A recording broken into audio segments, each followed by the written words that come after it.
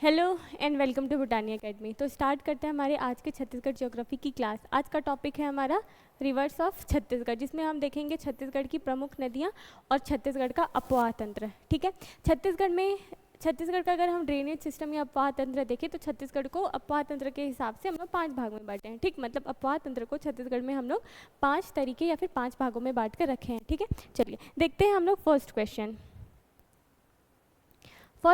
है हमारा, छत्तीसगढ़ के कुल अपवाह क्षेत्र का कितना प्रतिशत महानदी बेसिन द्वारा कवर किया जाता है। ठीक, अब बात करें हम लोग किसके अपवाह तंत्र की। ठीक, तो देखो हम लोग बनाते हैं छत्तीसगढ़,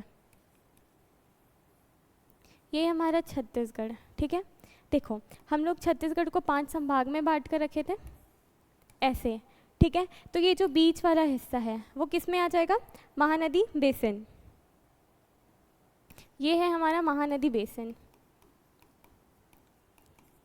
ठीक, ये हो जाएगा हमारा महानदी बेसिन। तो यहाँ पे जो हम लोगों को ड्रेनेज सिस्टम या अपवाह तंत्र देखने को मिलेगा वो कौन सा होगा, महानदी अपवाह तंत्र, महानदी अपवाह तंत्र। ठीक है, उसके बाद हम देखते हैं यहाँ नीचे, यहाँ पे उड़ीसा, ठीक, कालाहांडी से एक नदी आती है, कौन सी, इंद्रावती नदी, जो छत्तीसगढ़ के 3 जिलों में बहती है। ठीक है, बस्तर, दंतेवाड़ा और बीजापुर। ठीक है, ये इंद्रावती नदी यहाँ नासिक से आने वाली गोदावरी नदी में आकर मिलती है। तो यहाँ का अपवाह तंत्र क्या कहलाता है, इंद्रावती गोदावरी। कौन सा अपवाह तंत्र होगा, इंद्रावती गोदावरी अपवाह तंत्र। ठीक है, उसके बाद देखो यहाँ जो हमारा है पूर्वी बघेलखंड वाला हिस्सा, ये हिस्सा जो हमारा आता है, ठीक, ये हमारा कौन सा अपवाह तंत्र होगा, ये होगा हमारा सोनगंगा अपवाह तंत्र, सोनगंगा अपवाह तंत्र। ठीक, यहाँ कबीरधाम और अमरकंटक वाले रीजन में हमें जो अपवाह तंत्र देखने को मिलता है वो हमें दिखता है क्या, नर्मदा अपवाह तंत्र। ठीक है, और यहाँ पे हमें देखने को मिलता है क्या, ब्राह्मणी अपवाह तंत्र। ठीक, तो हमें छत्तीसगढ़ में क्या टोटल 5 अपवाह तंत्र देखने को मिलते हैं। ठीक, तो सबसे पहले क्या हो जाएगा, छत्तीसगढ़ के कुल उपवाह क्षेत्र का कितना प्रतिशत महानदी बेसिन द्वारा कवर किया जाता है। तो छत्तीसगढ़ का 56.15% कौन कवर करता है, महानदी अपवाह तंत्र। ठीक, तो ये हो जाएगा 56.15 अपवाह तंत्र। ठीक, उसके बाद आता है हमारा इंद्रावती गोदावरी अपवाह तंत्र। सबसे बड़ा हमारे अपवाह तंत्र होगा महानदी अपवाह तंत्र, मतलब महानदी ड्रेनेज सिस्टम। उसके बाद होगा हमारा क्या, इंद्रावती। इंद्रावती का कितना है, 28.64%। ठीक है, उसके बाद आते हैं हम कहाँ, सोनगंगा पे। ठीक है, सोनगंगा हमारे छत्तीसगढ़ के पूरे अपवाह तंत्र का कितना प्रतिशत है, तो ये हमारा है 13.63%। ठीक, उसके बाद आते हैं हम किस पे, नर्मदा में। नर्मदा के पास हमारा मतलब अपवाह तंत्र कितना है, 1.03%। ठीक, अब बात करते हैं हम लोग ब्राह्मणी की। ब्राह्मणी है हमारा 0.55%। ठीक, 0.55% क्या है, ब्राह्मणी अपवाह तंत्र। ठीक, चलो नेक्स्ट क्वेश्चन देखते हैं। नेक्स्ट क्वेश्चन है हमारा महानदी के बारे में। ठीक है, महानदी देखो हमारे छत्तीसगढ़ में सिहावा पर्वत से क्या निकलती है, महानदी निकलती है। ठीक है, तो महानदी सिहावा पर्वत, श्रृंगी ऋषि आश्रम, कौन सा आश्रम, श्रृंगी ऋषि आश्रम, गणेश कुंड, और सिहावा पर्वत के भी कहाँ, फरसिया गांव में, फरसिया गांव, सिहावा पर्वत, श्रृंगी ऋषि आश्रम और गणेश कुंड, ठीक, से क्या निकलती है, हमारी महानदी निकलती है। ठीक है, चलो देखो छत्तीसगढ़ की महानदी की कुल लंबाई कितनी है, 858 किलोमीटर है। ठीक, देखो ये जो 858 किलोमीटर की बात हो रही है ना, ये हमारे सिर्फ छत्तीसगढ़ की नहीं है, ये छत्तीसगढ़ में बहती है 286 किलोमीटर, और महानदी की कुल लंबाई कितनी है, 858 किलोमीटर है ना। महानदी छत्तीसगढ़ के बाद कहाँ चली जाती है, उड़ीसा चले जाती है। ठीक, फिर उड़ीसा के कटक में जाकर ये कहाँ मिल जाती है, ठीक, बंगाल की खाड़ी में। ठीक है, चलो देखो, महानदी की कुल लंबाई 858 किलोमीटर है, जिसमें से 286 किलोमीटर कहाँ है, हमारे छत्तीसगढ़ में। ठीक, यह छत्तीसगढ़ के 11 जिलों से होकर गुजरती है, ये भी बिल्कुल सही है। मैं आपको मैप में अभी समझाती हूँ कि कौन कौन से 11 जिले, हाँ ये स्टेटमेंट भी सही हो जाएगा। उसके बाद देखो, बंगाल की खाड़ी में गिरने से पहले कटक के पास से होकर गुजरती है, तो हाँ देखो, बंगाल की खाड़ी में गिरने के पहले क्या होगी, कटक जाएगी, और कटक से होकर ही क्या होगी, ये बंगाल की खाड़ी में मिल जाएगी। तो ये तीनों स्टेटमेंट ही क्या हो जाएंगे, सही हो जाएंगे। ठीक है, देखो अब बात हुई क्या कि छत्तीसगढ़ के 11 जिलों से होकर बहती है। ठीक, ये छत्तीसगढ़ में कहाँ, सिहावा पर्वत से निकली, और सिहावा पर्वत कहाँ है, हमारे धमतरी में है। ठीक, ये सिहावा पर्वत के धमतरी से आई और कहाँ गई, कांकेर। ठीक है, कांकेर, देखो कोंडागांव में ना हमारा केशकाल पर्वत है ना, और केशकाल पर्वत क्या करता है, इंद्रावती और महानदी के बीच में ना एक तरीके से जल विभाजक है ना, वाटर को सेपरेट करने का काम करता है। ठीक, तो यहाँ पे कोंडागांव के पास जो हमारा केशकाल पर्वत है ना, उसके कारण क्या होता है, ये जो धमतरी से जो हमारी महानदी निकली है, वो कांकेर होते हुए ही कहाँ, कांकेर होकर वापस छत्तीसगढ़ के मतलब महानदी बेसिन वाले रीजन में चली जाती है। ठीक है, तो पहले आई ये धमतरी, धमतरी से कांकेर, कांकेर से कहाँ, बालोद, बालोद के बाद वापस आती है धमतरी। ठीक, धमतरी के बाद रायपुर, रायपुर के बाद महासमुंद, महासमुंद से बलौदाबाजार। ठीक, बलौदाबाजार के बाद सारंगढ़, जांजगीर चांपा, सक्ती, रायगढ़।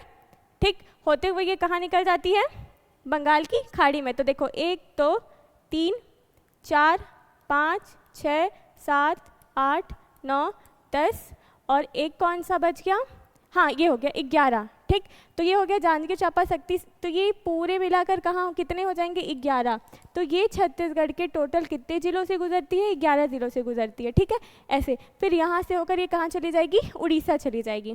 ठीक है, चलो नेक्स्ट देखते हैं, महानदी के प्राचीन नाम। ठीक, हम लोग देख रहे हैं महानदी का प्राचीन नाम। देखो महानदी का सतयुग में अलग नाम था, और किसमें, सतयुग में अलग नाम है, और द्वापर में अलग नाम है। ठीक, तो इसको याद करने के लिए हम लोग ऐसे कर सकते हैं कि सतयुग में, ठीक, सतयुग में महानदी का नाम था नीलोत्पला। ठीक है, नीलोत्पला, और द्वापर युग में महानदी का क्या नाम था, चित्रोत्पला। और अभी के टाइम पे मतलब कल युग की बात करें तो इसका महानदी का नाम क्या नाम है, महानदी। ठीक, देखो श्रृंगी ऋषि में ना, श्रृंगी ऋषि जो थे उनकी एक शिष्या थी जिसका नाम था महानंदा, उन्हीं के नाम पे महानदी का नाम क्या पड़ा, महानदी। ठीक है, तो देखो कलयुग में नाम हो जाएगा क्या, महानदी। ठीक, इसको महानंदा भी कहते हैं। ठीक है, तो देखो सतयुग में नीलोत्पला, द्वापर में चित्रोत्पला और कलयुग में महानदी। ठीक है, अब देखो सतयुग में चित्रोत्पला बोलते हैं क्या, नहीं, सतयुग में तो नीलोत्पला बोलते हैं, द्वापर में नीलोत्पला नहीं, नीलोत्पला हम सतयुग में बोलते हैं, तो सतयुग में क्या बोलेंगे, नीलोत्पला बोलेंगे, और कलयुग में चित्रोत्पला बोलते हैं नहीं, तो कलयुग में हम क्या बोलते हैं, महानंदा या महानदी बोलते हैं। तो इसमें से हमारा आंसर क्या हो जाएगा, आंसर सी। ठीक है, चलो नेक्स्ट। उसके बाद छत्तीसगढ़ में महानदी, पैरी और सोंडूर नदियों का संगम किन प्रसिद्ध स्थानों पर होता है। देखो जो छत्तीसगढ़ में जो हमारी महानदी है ना, वो छत्तीसगढ़ में 3 जगह क्या करती है, संगम बनाती है ना, क्या बनाती है, संगम बनाती है। देखो एक बनाती है हमारा राजिम में, जिसको हम लोग क्या बोलते हैं, छत्तीसगढ़ का प्रयाग, एक बनाती है वो शिवरी नारायण में। ठीक है, और एक बनाती है कहाँ, वो चंद्रपुर में। ठीक है, चलो देखते हैं छत्तीसगढ़ में महानदी, पैरी और सोंडूर नदियों का संगम किन प्रसिद्ध स्थानों पर होता है। तो देखो छत्तीसगढ़ में ना ये पैरी नदी है। ठीक, गरियाबंद भातरी नवागढ़ की पहाड़ी से क्या आएगी, पैरी नदी आएगी, और इधर से आ रही है हमारी सोंडूर, सोंडूर आकर मिली किसमें, पैरी में, और ये सोंडूर पैरी जाकर मिलेंगे महानदी से, कहाँ मिलेंगे, राजिम में, और इसी को हम लोग क्या बोलते हैं, छत्तीसगढ़ का प्रयाग बोलते हैं। ठीक है, तो महानदी, पैरी और सोंडूर कहाँ मिलेंगे, राजिम में जाकर मिलेंगे। ठीक है, चलो नेक्स्ट देखते हैं। उसके बाद है छत्तीसगढ़ का कौन सा महत्वपूर्ण धार्मिक स्थल जहाँ महानदी का संगम शिवनाथ नदी और जोग के साथ होता है। ठीक है, देखो अब बात कर रहे हैं हम लोग किसकी, दूसरे संगम की। एक संगम होता है किसका, महानदी, शिवनाथ और जोग नदी का। ठीक, ये तीनों नदी कहाँ आकर मिलते हैं, ये तीनों नदी संगम बनाते हैं हमारे कहाँ, शिवरी नारायण में। तो एक संगम हमारा क्या हो जाएगा, शिवरी नारायण। ठीक है, चलो नेक्स्ट देखते हैं। एक और संगम बचा है, एक संगम है हमारा चंद्रपुर। ठीक, चंद्रपुर नामक स्थान पर महानदी का संगम किन दो नदियों के साथ होता है? तो ये होता है हमारे महानदी, ठीक है, मांड और लात के साथ। ठीक है, महानदी, मांड और लात के साथ एक और संगम कहाँ बनता है? चंद्रपुर में। ठीक है, चलो अभी चंद्रपुर कहाँ? शक्ति। उसके बाद देखते हैं रुद्री बैराज। देखो अगर हम लोग देखें ना कि महानदी पर हम लोगों को कितने बैराज देखने को मिल रहे हैं, तो अभी हम लोगों को महानदी पे 3 बैराज देखने को मिलते हैं छत्तीसगढ़ में, और 1 बैराज हम लोगों को देखने को मिलता है कहाँ? उड़ीसा में। ठीक है, चलो नेक्स्ट देखते हैं हम लोग इधर। रुद्री बैराज के संबंध में निम्नलिखित कथनों पर विचार करिए। यह धमतरी जिले में महानदी पर स्थित है। हाँ भाई, रुद्री बैराज धमतरी में है, ये सही हो जाएगा। इसका मूल निर्माण कार्य 1912 में पूरा हुआ था। हाँ, तो देखो रुद्री बैराज का जो काम है ना, वो 1912 से स्टार्ट हुआ था और 1915 में बनकर ये क्या हो गया था? तैयार हो गया था। ठीक है, उसके बाद देखो इसका मुख्य उद्देश्य जल क्रीड़ा और पर्यटन स्थल है। ठीक है, तो ये रुद्री बैराज क्या हो जाएगा? 1 2 3 तीनों सही हो जाएगा। ठीक है, नेक्स्ट देखते हैं। उसके बाद है गंगरेल बांध। ठीक, गंगरेल बांध, गंगरेल बांध के विषय में असत्य कथन का चयन करें। ठीक, हम लोगों को देखना है कि यहाँ पे कौन सा स्टेटमेंट क्या है? इनकरेक्ट है। ठीक, तो ये शिवनाथ नदी पर है, तो गंगरेल जो डैम बना हुआ है वो किस पर है? महानदी पर है, तो ये स्टेटमेंट क्या हो जाएगा? गलत हो जाएगा। उसके बाद है इसे पंडित रविशंकर सागर के नाम से भी जाना जाता है, तो हाँ, इसे पंडित रविशंकर सागर के नाम से जाना जाता है। ठीक, उसके बाद देखो यह छत्तीसगढ़ का, किसकी बात हो रही है? छत्तीसगढ़ के। यह छत्तीसगढ़ का सबसे लंबा और सबसे बड़ा बांध है, तो ये भी सही हो जाएगा। ठीक है, इसका उद्घाटन 1979 में हुआ था, ये भी सही है। तो इसमें से गलत कौन सा हो जाएगा? सिर्फ इनकरेक्ट देखना है हम लोगों को, तो इनकरेक्ट हो जाएगा क्या? हमारा स्टेटमेंट ए। ठीक है, चलो नेक्स्ट देखते हैं। उसके बाद है दुधावा। ठीक, दुधावा बांध के बारे में कौन सा स्टेटमेंट गलत है? ठीक, इनकरेक्ट स्टेटमेंट हम लोगों को देखना है। देखो यह कांकेर जिले में महानदी पर स्थित है। ठीक, अभी हम लोगों ने देखा था कि महानदी क्या करती है? कांकेर भी आती है ना। ठीक, तो महानदी पे, महानदी कांकेर जब आती है तो कांकेर जिले में ही हम लोगों को क्या मिलता है देखने? दुधावा बांध। ठीक, इसका निर्माण 1953 में शुरू होकर 1963 में पूरा हुआ था, तो ये स्टेटमेंट भी क्या होगा? सही होगा। ठीक, यह छत्तीसगढ़ का सबसे लंबा और सबसे बड़ा बांध है? नहीं, क्योंकि छत्तीसगढ़ का सबसे लंबा और सबसे बड़ा बांध कौन सा है? गंगरेल है, तो स्टेटमेंट थर्ड क्या हो जाएगा? गलत। ठीक, इसका उपयोग सिंचाई और पेयजल आपूर्ति के लिए किया जाता है, तो ये भी सही हो जाएगा। तो इस क्वेश्चन का आंसर क्या हो जाएगा? सी, ये छत्तीसगढ़ का सबसे लंबा और सबसे बड़ा बांध है। क्योंकि ये स्टेटमेंट गलत है, इसलिए ये स्टेटमेंट क्या होगा? सही हो जाएगा। ठीक है, उसके बाद छत्तीसगढ़ का सबसे लंबा सड़क पुल किस नदी पर और कहाँ बनाया जा रहा है? देखो हम लोग बात कर रहे हैं कि छत्तीसगढ़ के सबसे बड़े किसकी? सड़क पुल के बारे में। अभी हम लोगों ने देखा था कि छत्तीसगढ़ में हम लोगों ने राजिम में शिवनाथ, पैरी और सोंढूर क्या कर रहे थे? आकर मिल रहे थे कहाँ? राजिम में, है ना। तो उसी राजिम में जहाँ पे त्रिवेणी संगम हो रहा है, वहीं पे क्या बन रहा है? छत्तीसगढ़ का सबसे लंबा क्या? सड़क पुल। ठीक, जिसकी लंबाई देखेंगे हम तो ये कितना हो जाएगा? 1830 मीटर।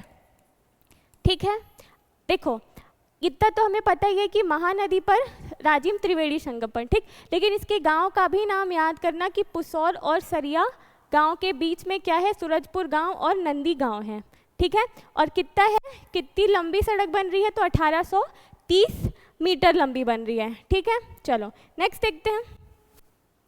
भारत का सबसे लंबा बांध। ठीक, बात करें हम लोग भारत के सबसे लंबे बांध की। भारत का सबसे लंबा बांध महानदी पर है, और ये कहाँ है? उड़ीसा में। ठीक है, कौन सा बांध है हमारा? हीराकुंड बांध, हीराकुंड डैम। ठीक, चलो नेक्स्ट देखते हैं।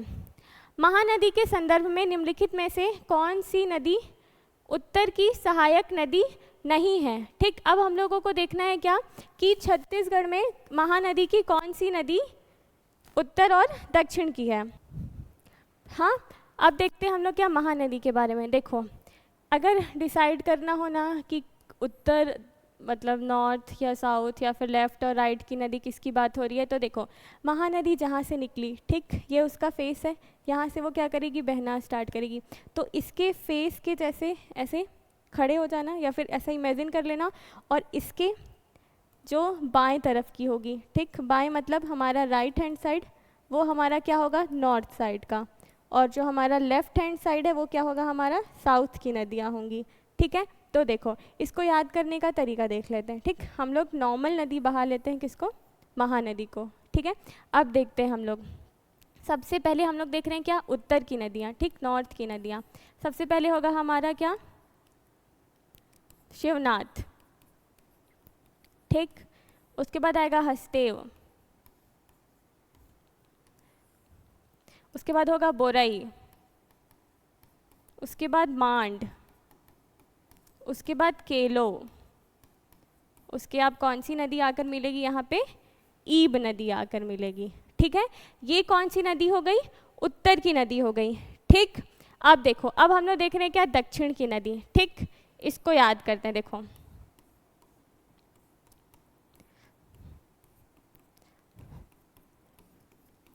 क्या देखना है अब हमें, दक्षिण की नदियाँ देखनी है। ठीक, तो यहाँ पे हम लोग करेंगे सबसे पहले क्या, दूध नदी, दूध नदी, उसके बाद क्या है, सिलियारी, उसके बाद क्या है, सोंढूर, उसके बाद पैरी, उसके बाद सूखा, उसके बाद जोक, उसके बाद क्या हो जाएगा, लात।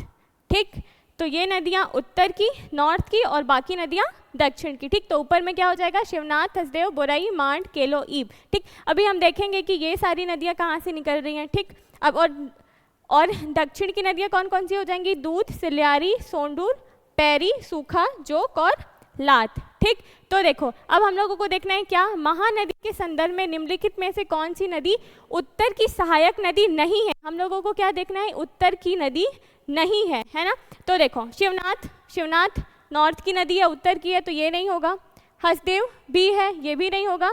मांड भी उत्तर की नदी है, तो मांड भी नहीं होगा। तो क्या हो जाएगा, सोंडूर, क्योंकि सोंडर किधर से आकर मिल रही है, ये मिल रही है आकर किधर से, दक्षिण के तरफ से। ठीक है, चलो आगे याद करते हैं। नेक्स्ट, शिवनाथ नदी के अब हम बात करें किसके बारे में, शिवनाथ नदी के बारे में। ठीक, शिवनाथ नदी के संदर्भ में निम्नलिखित कथनों पर विचार कीजिए। ठीक, चलो देखते हैं अब हम शिवनाथ नदी के बारे में। शिवनाथ नदी का उद्गम राजनांद जिले की पानाबरस पहाड़ी से होता है। ठीक, देखो अभी ना पहले हम लोग आंसर किसको लेते थे, पानाबरस की पहाड़ी लेते थे। अभी हम लोग आंसर क्या लेते हैं, गढ़चिरौली लेते हैं। ठीक, लेकिन अगर गढ़चिरौली ना दे और राजनांदगांव जिले की पानाबरस पहाड़ी दे दे तो ये स्टेटमेंट क्या हो जाएगा, सही हो जाएगा। ठीक है, तो ये स्टेटमेंट भी क्या हो जाएगा, सही। यह छत्तीसगढ़ में बहने वाली सबसे लंबी नदी है। तो देखो इसकी लंबाई कितनी है, 290 किलोमीटर। ठीक है, और देखो महानदी की लंबाई कितनी थी, 286, जो छत्तीसगढ़ में बह रही थी। देखो छत्तीसगढ़ की सबसे लंबी नदी पूछे अगर तो क्या हो जाएगी, महानदी, क्योंकि वो छत्तीसगढ़ से निकल रही है तो छत्तीसगढ़ की नदी है। और छत्तीसगढ़ में बहने वाली सबसे लंबी नदी की बात होगी तो क्या होगा, शिवनाथ, क्योंकि कितनी लेंथ है इसकी, 290 किलोमीटर। ठीक है ना, तो ये स्टेटमेंट भी क्या हो जाएगा, सही हो जाएगा। ये शिवरी नारायण के पास महानदी से मिलती है। हाँ, तो ये शिवरी नारायण में मिलती है ना महानदी से। शिवनाथ, महानदी, शिवनाथ और जोक नदी, ये तीनों मिलकर क्या करते हैं, संगम बनाते हैं। ठीक है, तो यहाँ पे क्या हो जाएगा, 1, 2 और 3 तीनों स्टेटमेंट सही हो जाएगा। ठीक, शिवनाथ नदी के बारे में अब बात करते हैं। ठीक है, शिवनाथ, इसका प्राचीन नाम शूनी शुदी है। हाँ देखो, ये नदियों के जो पुराने नाम एंशियंट टाइम पूछता है ना, इसको भी याद रखना है ना। तो इसका प्राचीन नाम क्या है, शूनी शुदी है, तो ये भी सही हो जाएगा। इसकी कुल लंबाई लगभग 290 किलोमीटर है, अभी बताई मैं, हाँ है। अच्छा, छत्तीसगढ़ राज्य में बहने वाली सबसे लंबी नदी है। हाँ, तो ये भी क्या है, छत्तीसगढ़ राज्य में बहने वाली सबसे लंबी नदी है। तो ये क्या हो जाएगा, डी, स्टेटमेंट 1, 2 और 3 क्या है, सही है। यहाँ पे स्टेटमेंट पूछे आपसे कौन सा करेक्ट है, तो यहाँ पे तीनों स्टेटमेंट सही हो जाएंगे। ठीक, उसके बाद देखो निम्नलिखित में से कौन सी शिवनाथ नदी की एक सहायक नदी है। ठीक, अब हम लोग बात करने वाले हैं किसके, शिवनाथ नदी की। ठीक है, तो देखते हैं हम लोग क्या, देखो शबरी इंद्रावती की सहायक नदी है, संखनी भी इंद्रावती जाएगी, और कोटरी भी क्या पदलकोट में बहती है, ये तो ये भी नहीं होगी। ठीक, तो ये हो जाएगा खारून नदी। तो इसका आंसर क्या हो जाएगा, कौन सी शिवनाथ की एक सहायक नदी नहीं है, तो ये हो जाएगा खारून नदी। ठीक है, चलो नेक्स्ट देखते हैं। खरखरा नदी का उद्गम स्थल कहाँ है? देखो ये जो खरखरा नदी है ना, ये शिवनाथ नदी की एक तरीके से क्या है, ट्रिब्यूटरी है, उसकी सहायक नदी है, ठीक है। तो जो खरखरा नदी है उसका उद्गम स्थल कहाँ है? डोंडी लोहारा, ठीक है। चलो नेक्स्ट देखते हैं। उसके बाद है खरखरा जलाशय का वर्तमान नाम क्या है? ठीक, बात कर रहे हैं हम लोग खरखरा जलाशय के बारे में। इसका वर्तमान नाम क्या है?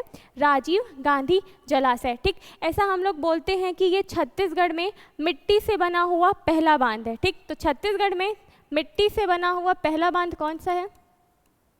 मिट्टी से बना हुआ पहला बांध, मिट्टी से बना हुआ पहला बांध कौन सा है? ये राजीव गांधी जलाशय, ठीक है। चलिए नेक्स्ट देखते हैं। उसके बाद है हमारा छत्तीसगढ़ की प्रथम परियोजना किस नदी पर है और उसका नाम क्या है? ठीक, छत्तीसगढ़ की पहली परियोजना कब स्टार्ट हुई थी? 1913 में, ठीक। और ये परियोजना स्टार्ट हुई थी तांदुला नदी पे, ठीक है। और ये तांदुला नदी पे कौन सा जलाशय बना हुआ था? तांदुला जलाशय, ठीक। देखो ये जो तांदुला नदी है ना, ये क्या है? शिवनाथ की सहायक नदी है, ठीक। और देखो ये कहाँ से निकल रही है? भानु प्रतापपुर की पहाड़ी कांकेर से, भानु प्रतापपुर की पहाड़ी कांकेर से। और इसी पर क्या किया गया था? छत्तीसगढ़ का पहला परियोजना स्टार्ट किया गया था कब? 1913 में, ठीक है। चलो नेक्स्ट देखते हैं। उसके बाद है खारून नदी का उद्गम स्थल कहाँ है? ठीक, देखो खारून नदी का उद्गम स्थल अगर देखें तो ये देखने को मिलेगा हम लोगों को कहाँ? संजारी बालौद में। और अगर और अच्छे से देखें तो ये मिलता है हम लोगों को पटेचुआ की पहाड़ी। पटेचुआ की पहाड़ी से क्या हो रहा है? खारून नदी का ओरिजिन प्लेस है। कौन? पटेचुआ की पहाड़ी, खारून नदी, ठीक। उसके बाद देखो खारून नदी किस स्थान पर शिवनाथ नदी से आकर मिलती है? देखो तो जो खारून नदी है ना, वो कहाँ मिलेगी? शिवनाथ नदी से आकर मिलेगी खारून नदी, ठीक है। और ये कहाँ पे मिलती है? सोमनाथ में। और सोमनाथ कहाँ है? बलौदा बाजार, ठीक है। खारून नदी कहाँ आकर मिलेगी? सोमनाथ में, शिवनाथ नदी से, ठीक है। देखो ये जो खारून नदी है ना, ये रायपुर भी आती है। और रायपुर में क्या है? महादेव घाट में बना हुआ है। खारून नदी पे ही बना हुआ है क्या? सस्पेंशन ब्रिज, ठीक, लक्ष्मण झूला। चलो नेक्स्ट देखते हैं। हाफ नदी किस जिले की प्रमुख नदी है? ठीक, देखो हाफ नदी की अगर बात करें ना तो ये कहाँ से निकल रही है? कबीरधाम से, ठीक। और कबीरधाम के कहाँ? कांदावानी, कांदावानी की पहाड़ी से, ठीक। कांदावानी हिल से निकल रही है क्या हमारी हाफ नदी, ठीक। कबीरधाम अगर इसकी लंबाई देखें तो कितनी है? ये है 44 किलोमीटर, क्या है? हाफ नदी, ठीक है। चलो नेक्स्ट देखते हैं। हाफ नदी किस नदी की सहायक नदी है? ठीक, तो ये जो हाफ नदी है ना, वो किसकी सहायक नदी होगी? ये है हमारी शिवनाथ नदी की सहायक नदी, ठीक है। चलो आगे देखते हैं। उसके बाद है मनियारी नदी। मनियारी नदी के बारे में हम लोगों को देखना है कि मनियारी नदी का उद्गम बिलासपुर जिले के लोरमी पठार की सिहावल पहाड़ी से होता है। ये स्टेटमेंट भी सही है। यह शिवनाथ की एक सहायक नदी है। हाँ, तो जो मनियारी नदी है ना, वो पहले शिवनाथ से मिलेगी और शिवनाथ नदी क्या करेगी? महानदी से आकर मिलेगी, ठीक। तो ये स्टेटमेंट भी क्या हो जाएगा? सही हो जाएगा, ठीक है। उसके बाद देखो प्रसिद्ध देवरानी जेठानी मंदिर इस नदी के तट पर है, ठीक। तो देखो हम लोगों को क्या देवरानी जेठानी मंदिर कहाँ मिलता है? ताला गांव में, ठीक। अमेरी कापा ताला गांव, और अमेरी कापा ताला गांव से ही क्या होती है? हमारी मनियारी नदी गुजरती है। तो यहीं पे हम लोगों को मिलता है क्या? देवरानी जेठानी का मंदिर। तो ये स्टेटमेंट भी क्या हो जाएगा? सही। तो यहाँ हो जाएंगे तीनों स्टेटमेंट बिल्कुल सही, ठीक है। चलो नेक्स्ट देखते हैं। मनियारी नदी की सहायक नदियों के बारे में बताइए, ठीक। पैरी और सोंडूर, नहीं ये तो नहीं है, ठीक। हसदेव और मांड, ये भी नहीं है, ठीक। आगर और छोटी नर्मदा, ठीक। तो देखो आगर, छोटी नर्मदा, तेसुआ, घोंघा, ये क्या है? ये जो चार नदियां हैं वो किसकी सहायक नदियां हैं? मतलब किसकी ट्रिब्यूटरी है? तो ये हो जाएगी किसकी? मनियारी नदी की, ठीक है। चलो नेक्स्ट देखते हैं। हाँ, मनियारी नदी की अगर हम लोग लंबाई देखें तो ये कितना हो जाएगा? 134 किलोमीटर। चलो नेक्स्ट देखते हैं। उसके बाद है ताला गांव के देवरानी जेठानी मंदिर के लिए प्रसिद्ध अमेरी कापा गांव किस नदी के तट पर है? अभी हम लोगों ने बात किया था किस नदी के तट पर है?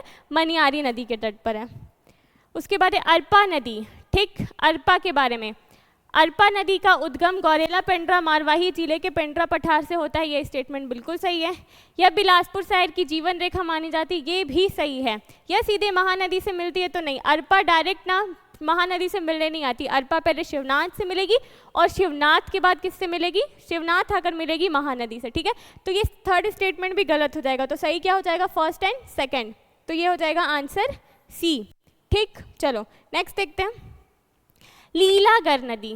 लीलागर नदी के संदर्भ में निम्नलिखित कथनों पर क्या करना है, विचार करना है हम लोगों को, ठीक है। तो देखो, जो लीलागर नदी है का उद्गम कोरबा जिले के पूर्वी पहाड़ी से होता है, तो हाँ ये सही है कि लीलागर कहाँ से निकलती है, कोरबा से।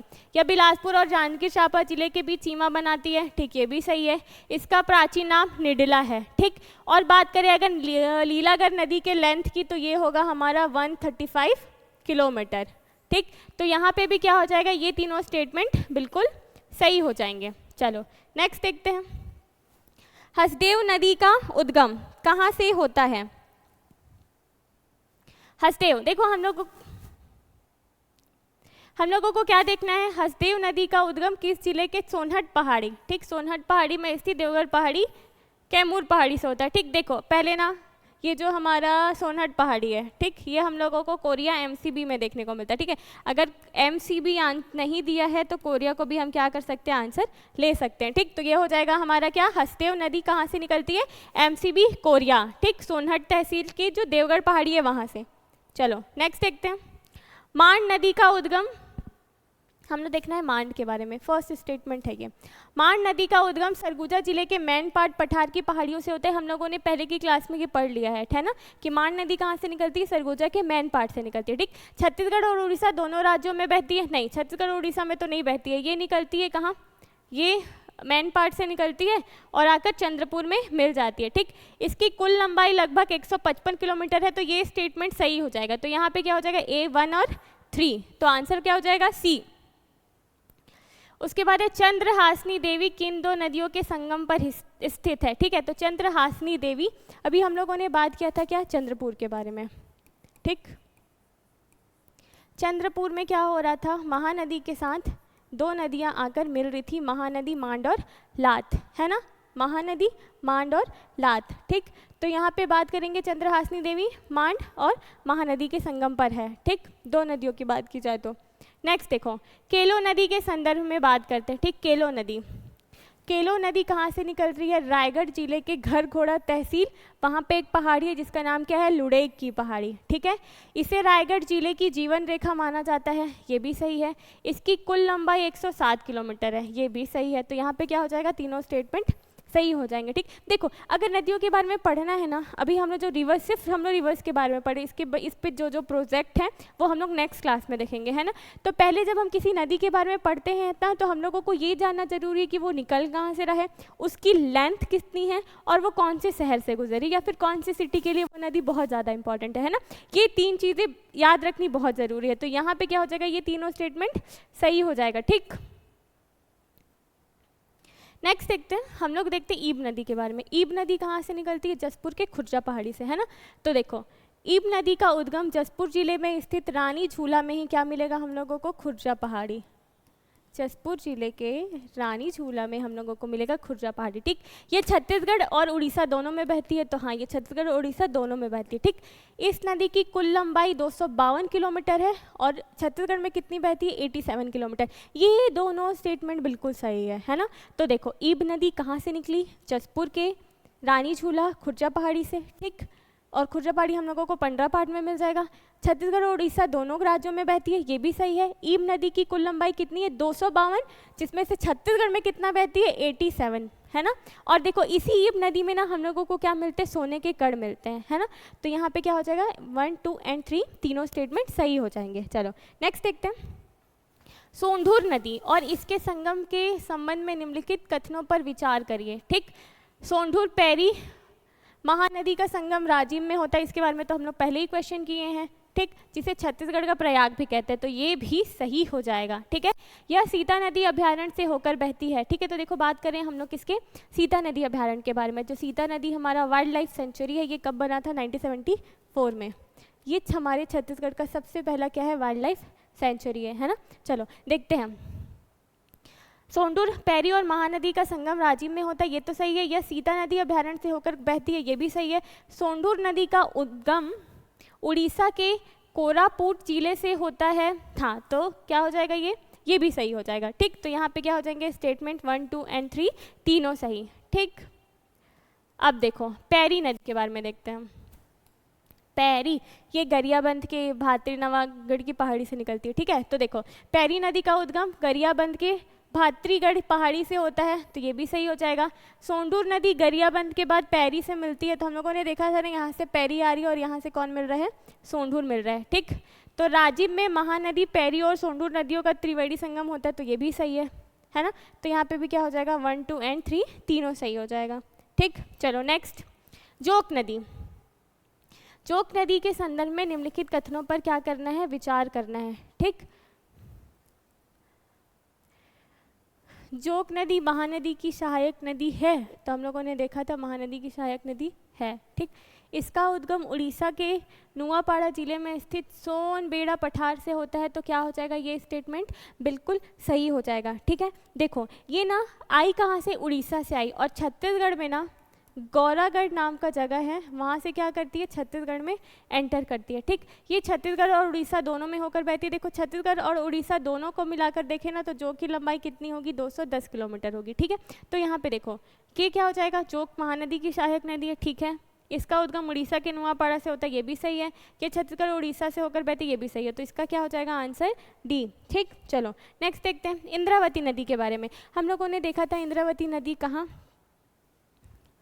उड़ीसा के कालाहांडी से निकलती है और हमारे छत्तीसगढ़ के 3 जिलों से होकर बहती है ना।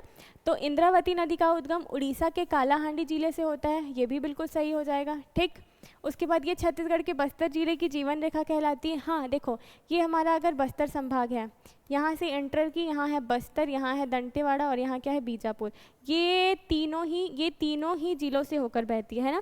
तो एक तरीके से इसको बस्तर जिले की हम लोग क्या कह सकते हैं, जीवन रेखा बोलते हैं। ठीक है, क्या गोदावरी नदी की सहायक नदी है, तो हाँ है। देखो अगर ये है हमारा बस्तर, ठीक, यहाँ से इंद्रावती नदी आई, ये इस तरफ आती है और यहाँ से आकर ना थोड़े नीचे की तरफ मुड़ जाती है, और यहाँ क्या हो रही है, गोदावरी नदी नासिक से आ रही है। ठीक है, तो यहाँ पे ही बीजापुर के भद्रकाली के पास, ठीक, क्या करती है, इंद्रावती गोदावरी से मिल जाती है। ठीक, और जो गोदावरी है वो इंद्रावती से बड़ी नदी है, और बड़ी नदियों के नाम पे ही क्या रखते हैं हम, अपनी अपवाह तंत्र ड्रेनेज सिस्टम का नाम रखते हैं। ठीक है, तो यह गोदावरी नदी की सहायक नदी है, तो ये भी सही हो जाएगा। ठीक है, तो क्या हो जाएंगे यहाँ पे स्टेटमेंट तीनों सही हो जाएंगे। ठीक है, चलो नेक्स्ट देखते हैं कोटरी नदी। ठीक, कोटरी नदी का उद्गम छत्तीसगढ़ के राजनांदगांव जिले से होता है। ठीक, ये तो सही है। ठीक, इसे परलकोट नदी भी कहते हैं। ठीक है, देखो ये ना हमारा जो जगह है कांकेर में परलकोटी है, वहाँ से भी होकर बहती, इसलिए हम लोग उसको क्या कहते हैं, परलकोट भी कहते हैं। ठीक, कोटरी नदी इंद्रावती नदी की सहायक नदी है, तो ये भी हो जाएगा क्या, सही हो जाएगा। ठीक, तो ये हो जाएगा स्टेटमेंट 1, 2 एंड 3 तीनों सही। नेक्स्ट देखते हैं नारंगी नदी इंद्रावती की एक सहायक नदी है, ये भी सही है। नारंगी नदी ना माकड़ी से निकलती है। ठीक, इसका उद्गम छत्तीसगढ़ के जगदलपुर जिले की सीमा पर स्थित माकड़ी नामक स्थान से होता है, तो हाँ ये भी सही हो जाएगा। नारायण पाल का विष्णु मंदिर, देखो नारायण पाल कहाँ है, बस्तर में है। ठीक, बस्तर के नारायण पाल का विष्णु मंदिर इंद्रावती और नारंगी नदियों के संगम के निकट स्थित है, तो क्या हो जाएगा, ये भी सही हो जाएगा। ठीक, तो यहाँ पे भी क्या हो जाएगा, स्टेटमेंट 1, 2 और 3 सही हो जाएगा। ठीक, चलो नेक्स्ट देखते हैं हम। उसके बाद है डंकिनी नदी। ठीक, बात किसकी हो रही है, डंकिनी और शंखनी नदी के बारे में। ठीक है, देखो जो शंखनी नदी है ना वो कहाँ से निकलती है, बैलाडीला की पहाड़ी से निकलती है। ठीक, बात किसकी हो रही है, शंखनी नदी के बारे में। शंखनी नदी कहाँ से निकल रही है, बैलाडीला की पहाड़ी से निकल रही है, और बैलाडीला में हम लोगों को क्या देखने को मिलता है, बहुत ही ज़्यादा क्या, आयरन ओर्स देखने को मिलते हैं, और इसी आयरन ओर के कारण क्या होता है, वहाँ जो शंखनी नदी बह रही होती है ना, उस नदी का रंग क्या होता है, लाल होता है ना, और इसके कारण ही ना वो बिल्कुल रेड दिखती है, तो ब्लड जैसा दिखता है, तो इसलिए वो सबसे ज़्यादा प्रदूषित नदी कहलाती है। ठीक, उसको रक्तलाप नदी भी कहते हैं। ठीक, ये बात हो गई शंखनी नदी की। अब डंकनी में आते हैं। ठीक है, डंकनी नदी का उद्गम डांगरी डोंगरी पहाड़ी से होता है, ये बिल्कुल सही है। ये दंतेवाड़ा के पास शंखनी नदी से मिलती है। हाँ, तो देखो यहाँ से क्या आ रही है, डंकनी नदी, और यहाँ से आएगी बैलाडीला से निकल कर आएगी कौन, शंखनी नदी। ठीक, और देखो डंकनी और शंखनी की संयुक्त धारा इंद्रावती नदी में मिलती है। ठीक है, देखो ये हो गया और यहीं जहाँ पे डंकनी और शंखनी नदी मिल रही होती है ना, वहीं पे क्या बनता है क्या है हमारा दंतेश्वरी देवी का मंदिर। ठीक, हमारी दंतेश्वरी देवी का मंदिर भी यहीं मिल जाएगा। तो यहाँ पे भी क्या हो जाएंगे, तीनों स्टेटमेंट बिल्कुल सही हो जाएंगे। ठीक है, चलो नेक्स्ट देखते हैं। शंखनी नदी, अभी हम लोगों ने बात करा था कि शंखनी नदी कहाँ से निकलती है, बैलाडीला की पहाड़ी से। तो शंखनी नदी का उद्गम बैलाडीला की पहाड़ी से होता है, बिल्कुल सही है। ये दंतेवाड़ा के बाद डंकनी नदी से मिलते हैं, ये भी सही है। एशिया की सबसे प्रदूषित नदियों में से एक है, तो ये भी सही है। ठीक, तो ये क्या हो जाएगा, स्टेटमेंट 1, 2 एंड 3 तीनों सही हो जाएगा। ठीक है, चलो नेक्स्ट देखते हैं। शबरी नदी और इसके संगम के संबंध में निम्नलिखित कथनों पर विचार करिए। ठीक है, शबरी नदी उड़ीसा और छत्तीसगढ़ के बीच सीमा बनाती है, बिल्कुल सही है। इसका संगम आंध्र प्रदेश के कूनावरम के पास गोदावरी नदी से होता है, ये भी सही है। इसकी सहायक नदी सिलेरू है। ठीक, तो ये भी क्या हो जाएगा, स्टेटमेंट तीनों सही हो जाएगा। ठीक है, चलो शबरी नदी का ही पुराना नाम क्या है, कोलाब। ठीक, और अगर इसकी लंबाई देखें तो कितनी है, ये 173 किलोमीटर। ठीक है, तो शबरी का ही पुराना नाम क्या हो जाएगा, कोलाब, और इसकी लंबाई कितनी है, 173 किलोमीटर। नेक्स्ट देखते हैं सोन गंगा अपवाह तंत्र। ठीक, सोन गंगा अपवाह तंत्र से संबंधित निम्नलिखित कथनों में से कौन सा कथन सही है। ठीक, सोन नदी बिहार के पटना के पास गंगा नदी से मिल जाती है, ये भी सही है। छत्तीसगढ़ के कुल जल निकासी क्षेत्र का लगभग 13% इनके पास है। हाँ ठीक, इन 13% का है, 13.63 किनके पास है, सोन गंगा अपवाह तंत्र के पास। ठीक है, यह अपवाह तंत्र छत्तीसगढ़ के दक्षिणी भाग में विस्तृत है। नहीं, देखो हम लोगों ने स्टार्टिंग में ही जब मैप बनाया था ना, तब हम लोगों ने बताया था ठीक, कि सोन गंगा हम लोगों को इस रीजन में देखने को मिलते हैं, और ये रीजन तो उत्तर कहलाता है ना। ठीक, तो क्या हो जाएगा, यह अपवाह तंत्र छत्तीसगढ़ के दक्षिणी भाग में मिलती है, तो बिल्कुल नहीं मिलती है। ठीक, इसकी सहायक नदियों में बनास, कोपद और रिहंद आती है, ये तीनों आ जाते हैं। ठीक है, यहाँ पूछा है सही नहीं है के बारे में, तो कौन सा स्टेटमेंट सही हो जाएगा, ऑप्शन सी।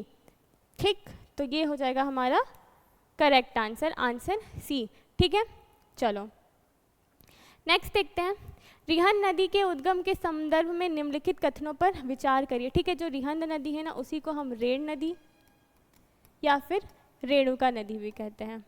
ठीक है, अब देखो रिहंद नदी का उद्गम सरगुजा जिले के मैनपाट पठार की मातीरिंगा पहाड़ी से होता है, तो ये स्टेटमेंट बिल्कुल सही है। इसे सरगुजा जिले की जीवन रेखा कहते हैं। हाँ बिल्कुल कहते हैं। इसको आप देखे होंगे, बिश्रामपुर और सूरजपुर के बीच से गुजरती है ये नदी। ठीक है, उसके बाद देखो यह सोन नदी की एक सहायक नदी है, तो हाँ भाई ये तो है, ये सोन गंगा जो अपवाह तंत्र है ना, उसी का ये हिस्सा है। ठीक, तो क्या हो जाएगा, आंसर डी। नेक्स्ट देखते हैं कन्हार नदी का उद्गम जसपुर जिले के खुड़िया पठार में स्थित बखोना चोटी से होता है। देखिए अभी हम यहाँ पे एमसीक्यूज कर रहे हैं ना, तो आपको सारी चीज़ें इस एमसीक्यूज के फॉर्म में मिल जा रही है ना। यहाँ पे जितने भी स्टेटमेंट दिए हुए हैं ना, उसको बहुत अच्छे से याद करने की कोशिश करिएगा। ठीक, आपको स्टेटमेंट फॉर्म में देने का ही यही मतलब है कि आपको पता रहे कि कौन सा सही है, कौन सा गलत, और कैसे याद करना है ना। तो देखो कन्हार नदी का उद्गम जसपुर जिले के खुड़िया पठार में स्थित बखोना चोटी से होता है, तो हाँ होता है। ठीक, यह छत्तीसगढ़, झारखंड और उत्तर प्रदेश से होकर बहती है, ये होती है। ठीक, यह सोन नदी की सहायक नदी है, तो क्या हो जाएगा, हाँ ये सोन नदी की सहायक नदी है। ठीक है, तो इसका भी आंसर हो जाएगा डी। नेक्स्ट देखते हैं, अब नर्मदा अपवाह तंत्र है ना, नर्मदा अपवाह तंत्र और जल विभाजक के संबंध में निम्नलिखित कथनों पर विचार करिए। ठीक है, देखो जो नर्मदा अपवाह तंत्र है और महानदी अपवाह तंत्र है, हम लोगों ने देखा था कि ये जो हम लोगों को नर्मदा अपवाह तंत्र है वो कहाँ देखने को मिलता है, कबीर धाम के पास है ना। और कबीर धाम में ही हम लोगों को कौन सा पर्वत देखने को मिल जाता है, मैकल पर्वत श्रेणी है ना। और मैकल पर्वत श्रेणी क्या करता है, जो हमारा नर्मदा अपवाह तंत्र है और महानदी अपवाह तंत्र है, उन दोनों को क्या करता है, सेपरेट करने का काम करता है। ठीक है, तो मैकल पर्वत श्रेणी नर्मदा अपवाह तंत्र और महानदी अपवाह तंत्र के बीच जल विभाजक का कार्य करती है, बिल्कुल सही हो जाएगा। नर्मदा अपवाह तंत्र मुख्य रूप से कबीरधाम जिले में है, तो ये तो है। नर्मदा नदी का उद्गम छत्तीसगढ़ के गौरेला पेंड्रा मरवाई से होता है, नहीं तो देखो नर्मदा नदी का उद्गम कहाँ से होता है, अमरकंटक की पहाड़ी से होता है। ठीक, अमरकंटक की पहाड़ी से नर्मदा नदी का उद्गम होता है।